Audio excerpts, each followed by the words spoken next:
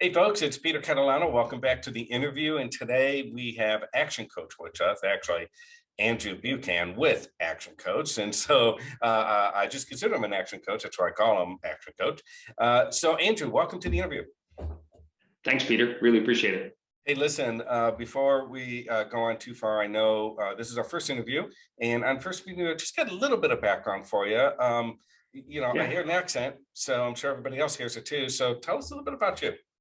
yeah, absolutely. Yeah, I apologize in advance if I do say any words that sound a little strange. But yeah, originally from Scotland, northeast of Scotland, Aberdeen. Did my university there, everything else. Master's in chemical engineering, and then I got recruited by Halliburton, so oil and gas company, big one over here in Houston.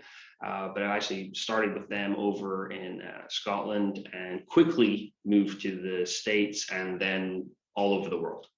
Spent 10 years with them, and then also about another 8, 9 years with a private manufacturing company that was predominantly based in India, but I spent a lot of time in Hong Kong, across Europe, and then we had plants here in Texas as well. So a lot of manufacturing experience.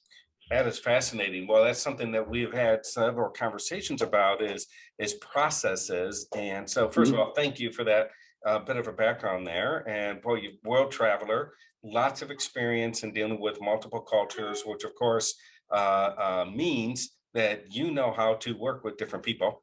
So that's a key. So let's talk about that because I know we're in this really unique time frame today of the Great Resignation.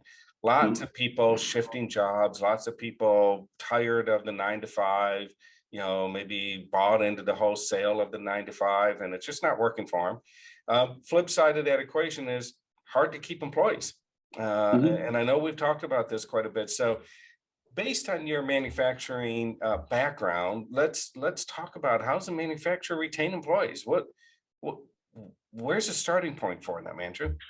Yeah, for sure. So, I talk to a lot of business owners in manufacturing space and other spaces as well. And the first question they'll have is, how do I keep my employees, or how do I know if they're, enjoying working for the business? And my question usually starts off with is, have you asked them? And they haven't. Um, the first step is really to look at the overall culture of your business and to really have a deep dive into what is it like to work for X company. Looking at the onboarding process is a great way to start. So how are new employees uh, introduced to the business?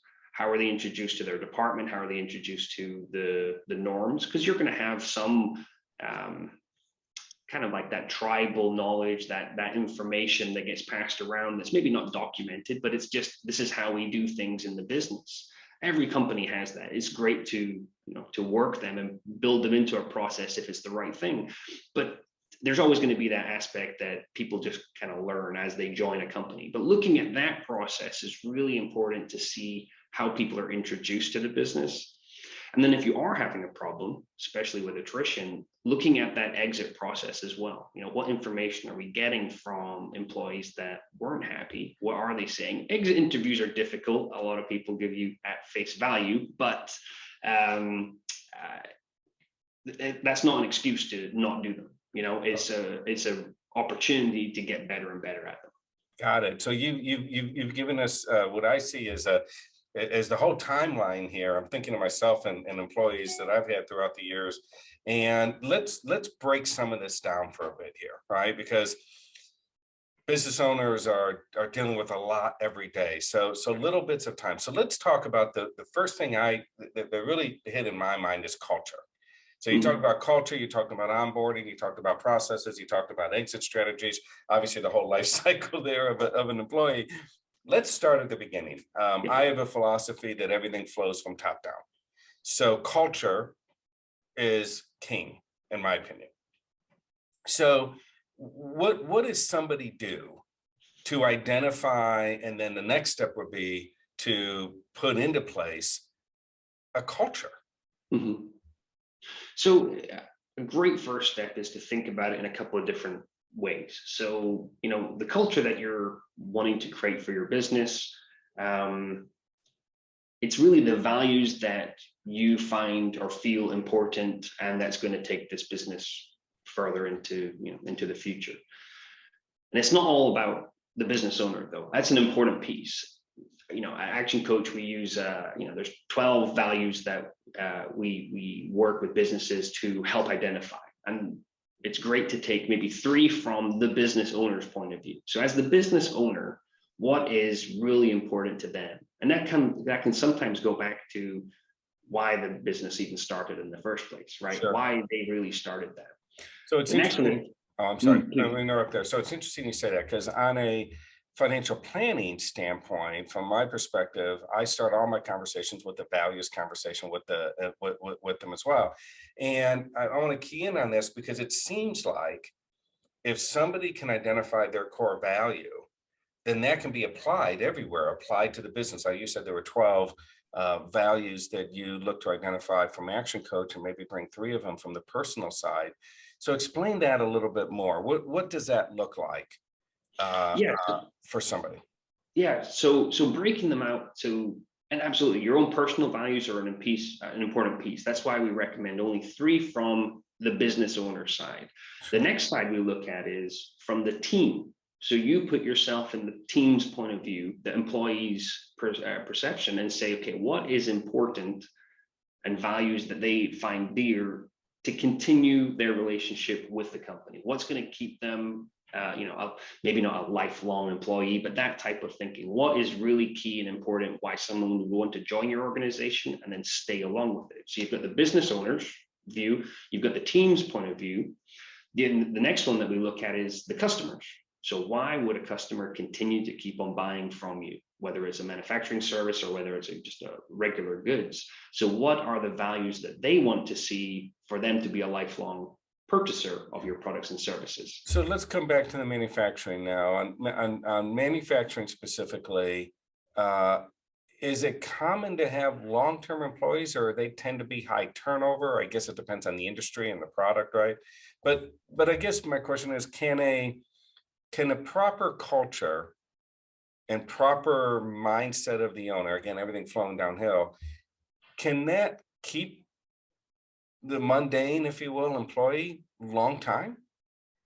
I believe so. I mean, if it's the right environment and that person is still, being stretched or finding that place inside of the business, that they're not becoming a blocker for someone else, right? So that it's causing problems, because that will cause friction inside of the organization.